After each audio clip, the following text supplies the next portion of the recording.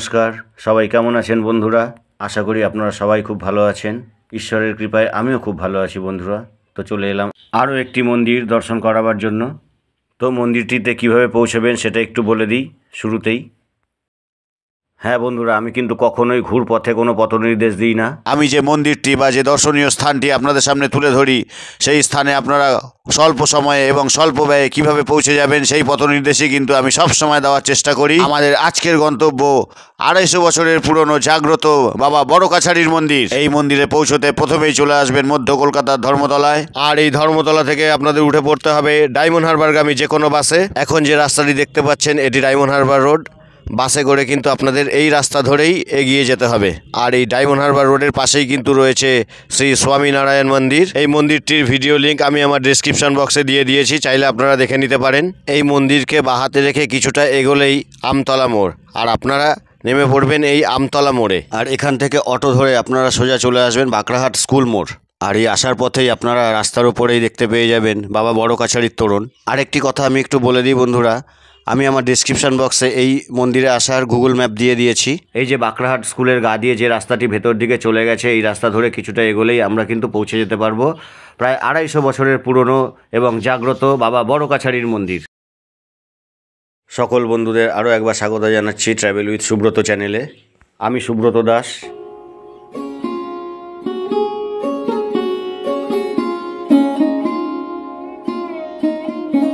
অবশেষে আমরা পৌঁছে গেছি 250 বছরের পুরনো এবং জাগ্রত বাবা বড় কাছারির মন্দিরের সামনে। একটি বিশাল আকার অশ্বত্থ গাছ এবং তার নিচে মন্দির তৈরি করা। মন্দিরের ভেতরে রয়েছে একটি শিবলিঙ্গ। বড় কাছারির আরেকটি নাম হলো ভূতের কাছারি। এই মন্দিরের লিখিত কোনো ইতিহাস নেই, তবে জনশ্রুতি 1740 খ্রিস্টাব্দে বাংলায় রাজত্ব করতেন নবাব আলীবর্দী খাঁ। বাংলা জুড়ে তখন বর্গীদের আক্রমণ চলছে। এই বর্গীদের আক্রমণের হাত থেকে বাঁচতে গ্রামের মানুষ তখন শ্মশানে আশ্রয় নিয়েছে। শ্মশানের চারিপাশ ছিল ঘন বন জঙ্গল। তখন এই অঞ্চল ছিল ঘন সুন্দরবনের অন্তর্গত। জঙ্গলে ছিল নানান হিংস্র জীবজন্তু। এখানকার নিরীহ মানুষ সেই হিংস্র জীবজন্তুর সাথে লড়াই করে বেঁচে থাকার আপ্রাণ চেষ্টা চালিয়ে যেত। সেই সময়কালে এক সাধু এই জঙ্গল পথ ধরে যাওয়ার সময় এই শ্মশানে কিছু কালের জন্য আশ্রয় নেন, এবং সেই সাধু বাবাকে দেখে এখানকার স্থানীয় মানুষের মধ্যে একটা বিশ্বাস জন্মায় যে ইনিই তাদের রক্ষা করবেন। সাধু বাবাও কিন্তু তার অলৌকিক শক্তি দিয়ে এখানকার মানুষের অনেক সমস্যা দূর করেন এবং শারীরিক অসুস্থতা দূর করেন। ইতিমধ্যে বর্গীদের আক্রমণও কমে গেলে গ্রামটি আবার আগের অবস্থায় ফিরে আসে। চৈত্রের এক নীল ষষ্ঠীতে গ্রামবাসীরা এসে দেখেন সাধু বাবা তার বেদিতেই মারা গেছেন। গ্রামবাসীরা সাধু বাবাকে সেখানেই সমাধিস্থ করেন এবং দেখা যায় কিছুদিন পরে সেখান থেকে একটি অশ্বত্থ গাছ উঠেছে। স্থানীয় মানুষ এই গাছটিকে অতি পবিত্র মনে করে পূজা আর্চা শুরু করেন। পরে ঝড় জলের দাপটে পুরনো সেই অশ্বত্থ গাছটি পড়ে গেলে এখানকার মানুষ সেই স্থানে একটি নতুন অশ্বত্থ চারা রোপণ করেন এবং আজকে সেই অশ্বত্থ চারাই কিন্তু বিশাল আকার ধারণ করেছে। কালক্রমে এখানে ধীরে ধীরে মন্দির গড়ে ওঠে। আজও কিন্তু বহু দূর দূরান্ত থেকে মানুষ চাকুরি, বিবাহ, পড়াশোনা, সন্তান সন্ততি লাভ ইত্যাদি বিভিন্ন সমস্যা নিয়ে বিশ্বাসের উপর ভর করে ছুটে আসেন এই মন্দিরে।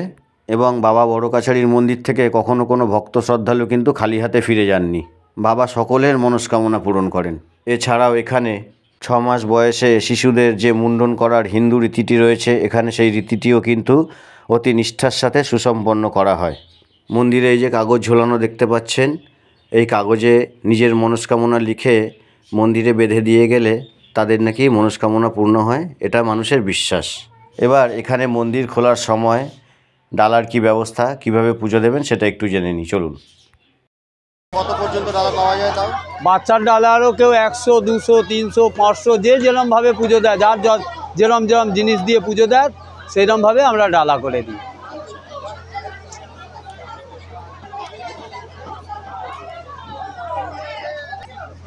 আচ্ছা, মন্দির খোলার সময়?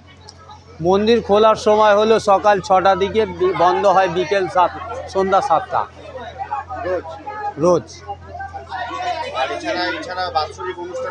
বাৎসরিক অনুষ্ঠান নীল সংক্রান্ত বলে, বছরের শেষ 3 দিন 3 রাত, যেটা নীল সন্ন্যাসীরা বাঁকে করে জল ঢালে। এছাড়া শিবরাত্রি হয়, এক নাইটের মেয়েদের জল ঢালার ব্যাপার থাকে। সেই সময়টা খুব ভিড়ভাট্টা হয়, সেই সময় মেয়েরা খুব জল ঢালে। এখানে তো শিবের মন্দির, এখানে সারা বছরই ভিড় হয়, শনি মঙ্গলবার মেলা, শনি মঙ্গলবারটা মেলা। হ্যাঁ,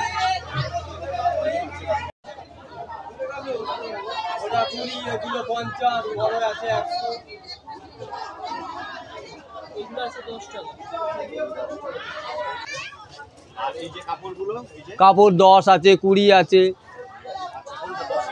10-এর ছোট আছে, বড় আছে 20। একটা 10-এর কাপড় দাও তো।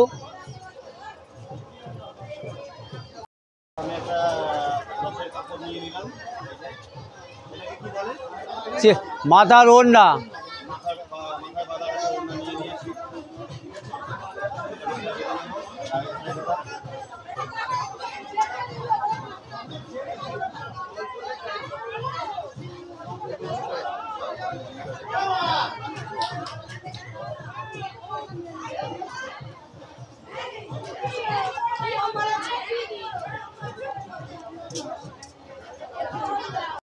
আর এই যে আমার হাতে ডালা, আমি ডালাও নিয়ে নিয়েছি, বাবাকে পুজো দেব।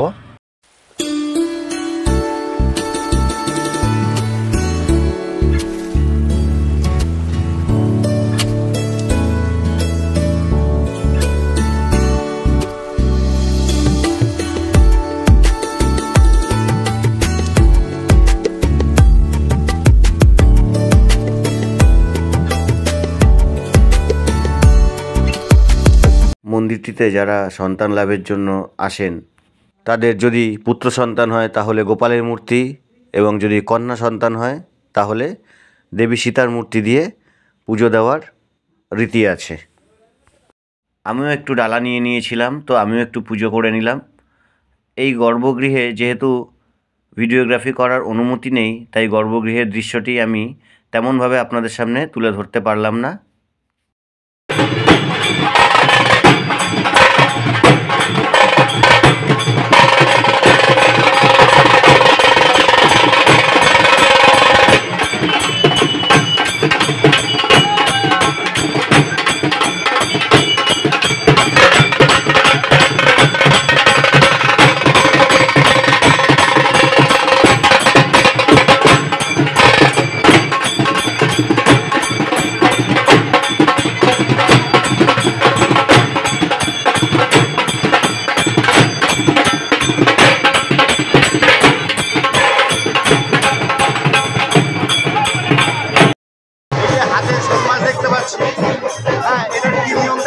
এর নিয়ম যাদের যাদের মানত থাকে, যাদের যাদের মানত করে রাখে, যে মানত পুরো হলে মাছ যেমনি গোপাল আছে, যাদের গোপাল সেই নিয়ম হিসাবে মাছটা দেওয়া হয়। তো মাছ দেওয়ার পর বামুন ঠাকুর বললো মাছটাকে জলের মধ্যে ছেড়ে আসতে। আমাদের ওই একটু পড়াশোনা নিয়ে মানত ছিল, তো গোপাল দেওয়া হয়েছে, তো বামুন ঠাকুর বললো মাছটা ছেড়ে আসতে জলেতে। হ্যাঁ, এটাকে এক্ষুনি জলে গিয়ে ছাড়বে, এখানেই পুকুরে ছাড়া হবে। আচ্ছা চলো। মন্দিরের পাশ দিয়ে এই যে সরু রাস্তাটি চলে গেছে, এটি ধরে কিছুটা এগোলেই মন্দির সংলগ্ন দুধ পুকুর।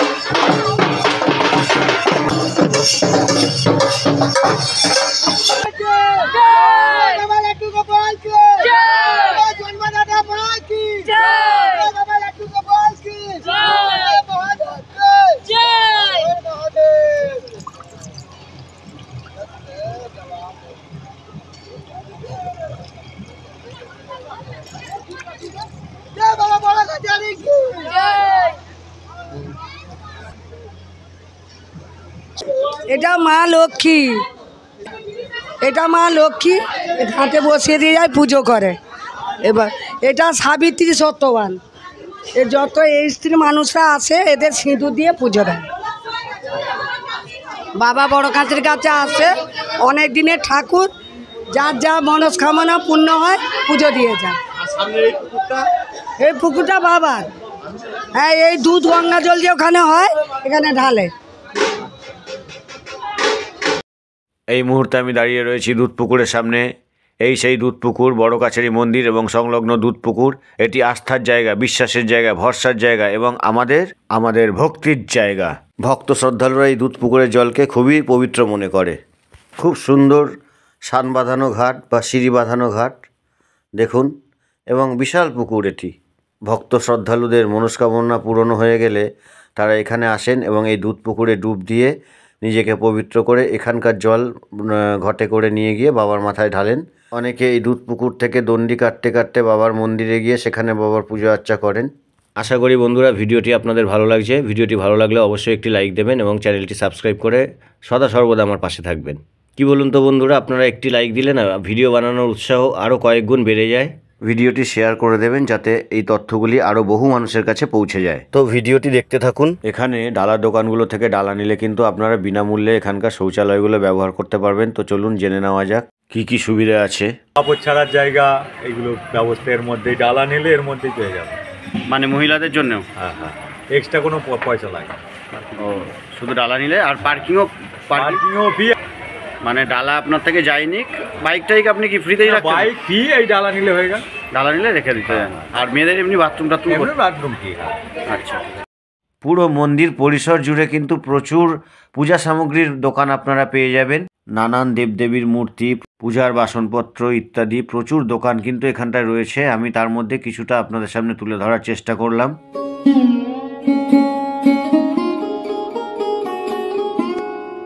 এখানে ভোগ প্রসাদের তেমন কোনো ব্যবস্থা নেই, তবে মন্দির পরিসর জুড়ে রয়েছে ছোট বড় জলখাবারের দোকান। তো আপনারা এখানে জলখাবার খেতে পারবেন।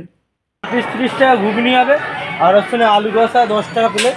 এই আলু কষা আর এই যে ঘুগনি। আচ্ছা ঠিক আছে, তাহলে 1 প্লেট কচুরি। হ্যাঁ। মন্দিরের আশপাশে খেলনা সামগ্রীর দোকানও কিন্তু প্রচুর পরিমাণে রয়েছে। এখানকার স্থানীয় দোকানদার, ভক্ত শ্রদ্ধালু এবং স্থানীয় মানুষজনের কাছ থেকে কিন্তু আমি সমস্ত তথ্য আপনাদের সামনে তুলে ধরার চেষ্টা করলাম। আর আরও কিছু জানবার থাকলে অবশ্যই কমেন্ট বক্সে কমেন্ট করে জানাবেন, আমি আমার যথাসাধ্য উত্তর দেওয়ার চেষ্টা করব।